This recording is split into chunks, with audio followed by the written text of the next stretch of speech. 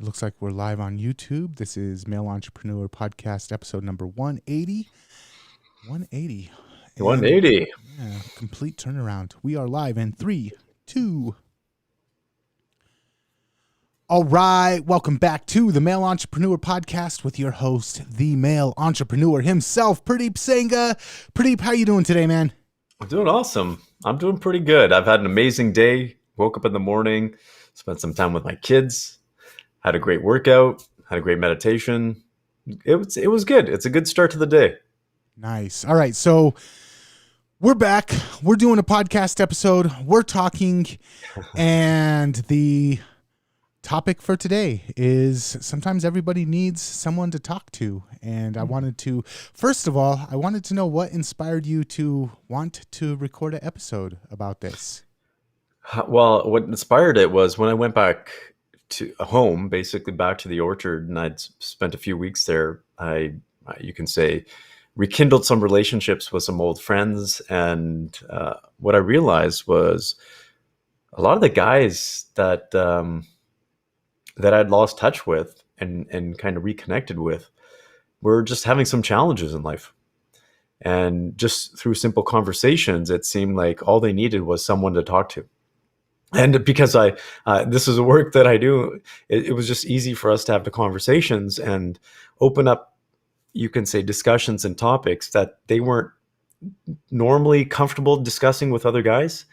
And you could tell that they were just harboring a lot of stuff within themselves. And they even openly said, you know what, just being able to talk to someone about it has helped them get past certain challenges, made them feel better. Because I think as guys, what we end up doing is we hold a lot of this stuff in internally.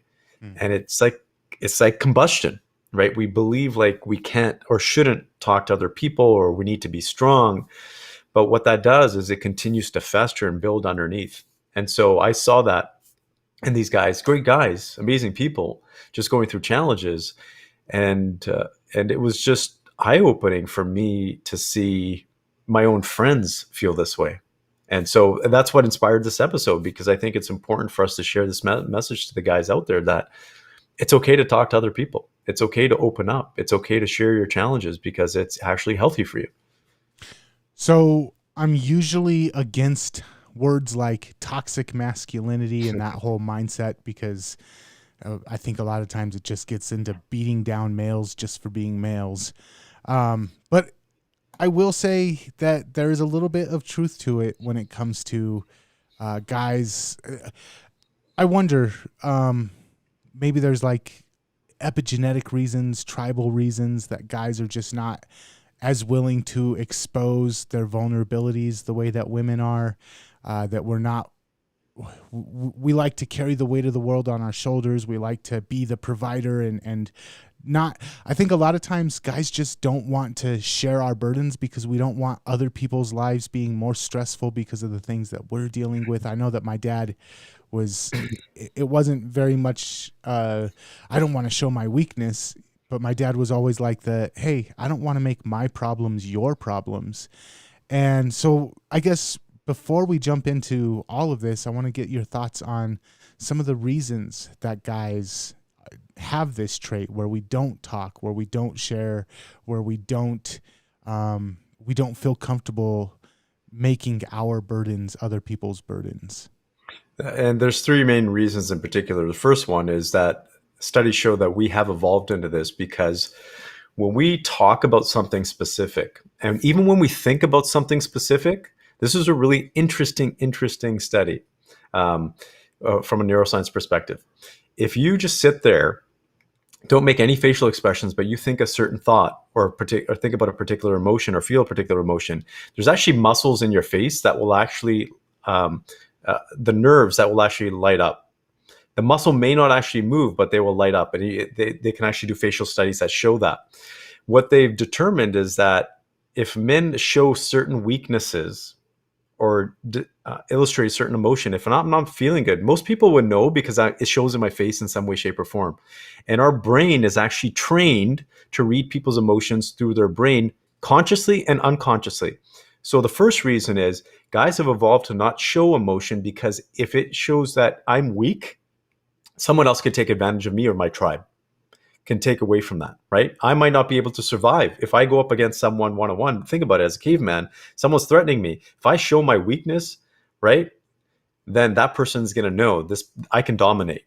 So that is the number one reason, is we've evolved into this particular way of doing things. The second is, a lot of guys don't want to burden other people. We don't, because we're the providers. We feel like we're the ones that have to provide safety and security. Those are two things that all men are designed to provide for their families. And if I show my wife or I show my kids that I'm feeling unsafe or unsecure, then what are they going to feel? Mm-hmm. Because they're going to pick up on that. And I don't want my kids to feel that way. And it's important to show our kids that, you know what, at times we don't feel safe, but we need to figure out how to feel safe and share that communication with them effectively, because you don't want your kids to walking around feeling like they can't share their feelings either. Right. And the third one is the social impact, because we have gone through this ultra masculine, you can say, era of guys being told that it's not manly to share their emotions. So that's what we've been trained to do through social influence. So those three reasons, you compact them together, it just makes this, it's like a wall. It's a brick wall for guys, right? If I've evolved into this, right, I don't want to burden anybody. Plus, socially, it's not accepted. Well, then I need to hold this in. So those are the three reasons. So I don't know if there's a direct correlation. I think that there's maybe a slight bit of causality in this, but we do notice in males a lot more violent offenders in the prison are male. The prisons are predominantly filled with men, and I don't think it's just because judges are sexist. Also, suicide is much higher in men than it is in women. And I think there's many other issues out there that, number one, I guess two prongs. Number one, the fact that I think there is some sort of at least a little bit of correlation or causation there, where guys holding in their feelings, not talking about this stuff, might lead to some of these negative outcomes, suicide and male incarceration rates. And there's other ones out there, domestic violence, alcohol and drug abuse, that are more prominent in men than women. Also, though, society, it seems like we don't care about men's issues. It seems like we're not supposed to talk about men's issues. It seems like we're not supposed to bring up the fact that men suffer from these things. It seems like men are, where almost every other identity group is allowed to have advocates. It doesn't really feel like men are allowed to have advocates for their issues. I think that pendulum is starting to shift now. We're seeing more and more people talk about it. There's a gentleman out there named Jordan Peterson, which has brought this, he's got international fame now. He's a Canadian professor at the University of Toronto. He talks about men's issues a lot. So people are more accepting it more and more, and a lot of guys are coming forward. But here's what I do see. Talking in itself doesn't do anything. And that is a challenge, because when I see people like, even Gary Vee talks about it sometimes, Jordan Peterson talks about it, you don't really have the practical, systematic ways of actually overcoming it. Because a lot of people talk about things, but they don't give you solutions to do that. So yes, talking raises the awareness. But just because we say, hey, look, guys are having these suicidal tendencies and stuff like that, mental health issues, if we don't give them the tools and the systems to actually apply in their lives, then it doesn't really help them.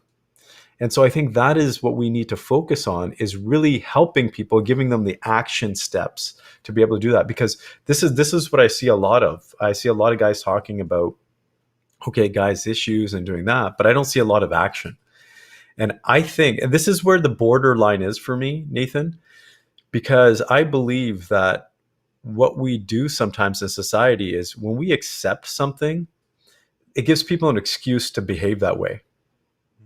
And let me be very clear what I mean by that. I think every guy should openly express their feelings, should have a safe spot, should talk to other guys. But if you continue to wallow in it and say, well, you know what, I'm open to do this now because men's issues are open, and you don't change yourself as a result of it, right? You don't accept that you need to move past that, then you get stuck in it. And I see a lot of people using that as a crutch as well, right? I'm seeing a lot of people use mental health as a crutch. Yes, we acknowledge.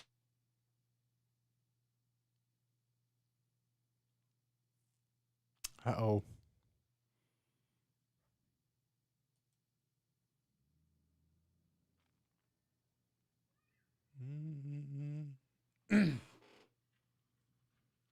And it looks like I lost you, Pradeep.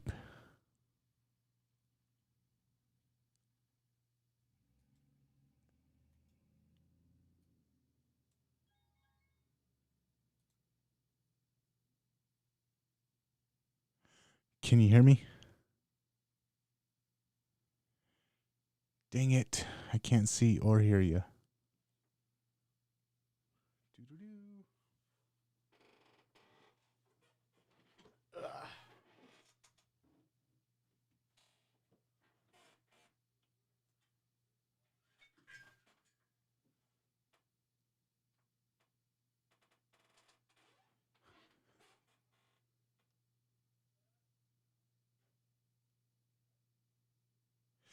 So, Pradeep's internet dropped. I'm going to keep talking until he restarts his computer because I have no choice. We're live on YouTube.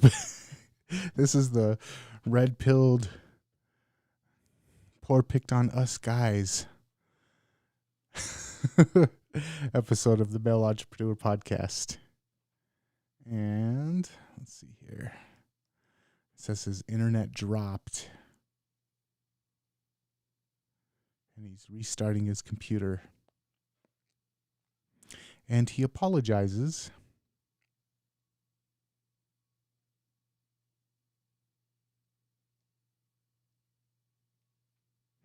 And I'm just going to stay on until he gets back.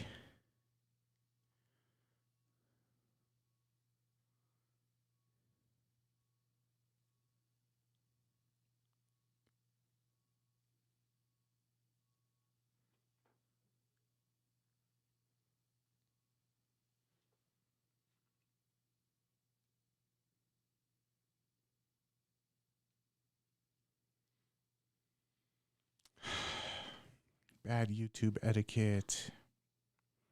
I should have something interesting to say right now.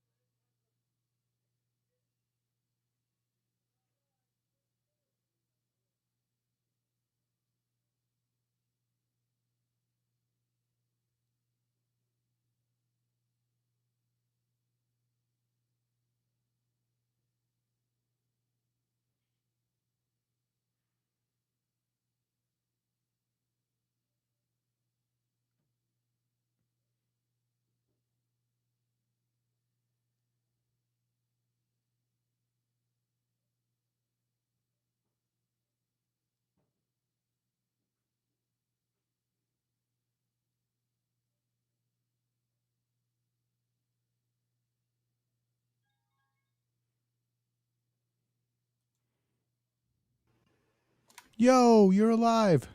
I'm back, man. Holy Everything. crap! I'm sorry. Did you get my message on? Yes, your YouTube cut out or your internet cut out. Ah, and it did it again. Can you see me, hear me? It just does that. Did you get my message on Facebook? Sorry. That your internet cut out? Yeah. Okay. I think we have a good connection again. Yeah. Let's make this quick and finish off because I don't know when this thing is gonna die out of me. So let's pick up from guys relying on or using mental health issues as an excuse. Oh, were you live still this whole time? Yeah. Oh, awesome. Poor guys on YouTube. I know. I apologize for that. Yeah, well, I think just jumping back into that, I think it's important to not use these challenges as excuses because we tend to do that in society as well. And that's happening a lot with mental health. There's a lot of science coming out with mental health, and I think it needs to be addressed. Anxiety needs to be addressed. Depression needs to be addressed. But let's just say, for example, I've had guys say, well, I deal with depression. Therefore, you know what? Give me a break. Sorry, I can give you a break, but your life is not going to give you a break, right? If you want something in life, then you have to get past whatever you think is holding you back. If you're accepting your challenges in life, but then you have to realize that you may have to let go of your goals. And I never encourage anybody to let go of their goals and dreams and aspirations. So there's only one option, is you accept your challenge and you get past it. You learn how to get past it. And I think that's important. And one of the first steps that we have to be able to do is actually talk about it openly, right? Talk about what our challenges are, what's holding us back. The other thing, Nathan, when it comes to people that we talk to, there's to me, there's a couple of different types. One is a person that we can just share, right? And just say, this is what I'm going through. These are my challenges. And just openly share it without feeling judged or criticized, right? And I think everybody needs that type of person, because that just allows you to let your feelings go. It allows you to feel better, right? Release that tension. The other type is someone that you can talk to, but also going to hold you accountable. And that's the tougher one, because you can share information. You can say, I'm having these challenges and I need, I know I need to do this, or can you help me with this? But if that person says, okay, let's do it, but I'm also going to hold you accountable, what are you going to do at that point? Because I know a lot of people like to talk. They don't necessarily like to be held accountable. Mm-hmm. So my thoughts on that, and I want to get your take on this. For the two different types of talking, the difference between guys and girls, I've noticed a lot of times when girls want to talk about stuff or complain about stuff, they just want somebody to listen to them. They don't actually want a solution. And so if you just want to kind of talk about some stuff that's bothering you and you just want to be heard, maybe your wife or your girlfriend or a sister or one of your female friends would probably be really good for that, because they love commuting. I don't want to make a blanket statement, but I've noticed that there's a lot of them love to communicate that way. The other kind of communication, though, where you're actually talking because you want some resolution, you want some accountability, having a mentor, maybe having a mastermind, maybe having an accountability partner. Somebody like you is, I've been able to bounce ideas off of you, and I've been able to talk to you about stuff that's been bothering me. And you have always been somebody who's really good at listening and then kind of being a good board to or wall to bounce my ideas off of. But I guess from your point of view, the two types of communication and the best places to actually have those conversations, the best people to go to have those conversations. Do you have any other insight besides what my experience has been? No, I think you're bang on, because I think women are very good at just listening and not passing. Well, I'm not going to say some women do pass judgment, but I think it's easy for them to listen, because that's women are kind of designed to do that. They're more communal. That's why they actually, part of it, why they think women live longer, is because they actually share these tensions. The tribes around the world where they have the oldest people on average, living past 90 years old, 100, are people that have strong relationships where they talk about their sorrows with each other. So it's important to realize that. So I agree with you completely. If you, and I find this too, sometimes when I just want to let things out, I talk to my wife, because she's not going to give me a solution. She's just going to be there for me. And I actually enjoy that. I think that's nice. It was tough for me to do at first, because I didn't want to burden her. But I've found a way to communicate with her so that she doesn't feel burdened, but I feel like I get stuff out. And so that's a technique that I've used now. So I feel good about that. And yes, if you're going to find someone that's going to hold you accountable, you have to respect that person. I think that's ultimately it, right? Because it's very easy to get away with things these days. It's very easy to say, well, I just didn't do that. And people will say, okay, but what's the consequence? Right? What is the consequence of you not doing that? If I'm very clear with the guys that I work with, if we put together an action item and it's not done the next time, we're not moving forward. Mm-hmm. sorry, we're not going to meet, or we're not going to move forward. Not because I want to be a dick, not because, you know what, you're going to get charged for it anyways. It's because the number one thing that we need to realize that gets us through life is integrity. And that is self-integrity. When you tell yourself you're going to do something, you should do it. Not for me, but for yourself. So I think that's important. There's actually a third element of talking and letting go as well, Nathan. And I didn't really talk about this, but this is self-talk, right? And this self-talk, a lot of it, and here's my recommendation, is to do it in moments of positivity and moments of clarity. Because we have a lot of self-talk that we do when we're feeling down, and we just beat the crap out of ourselves. And that's what most men do.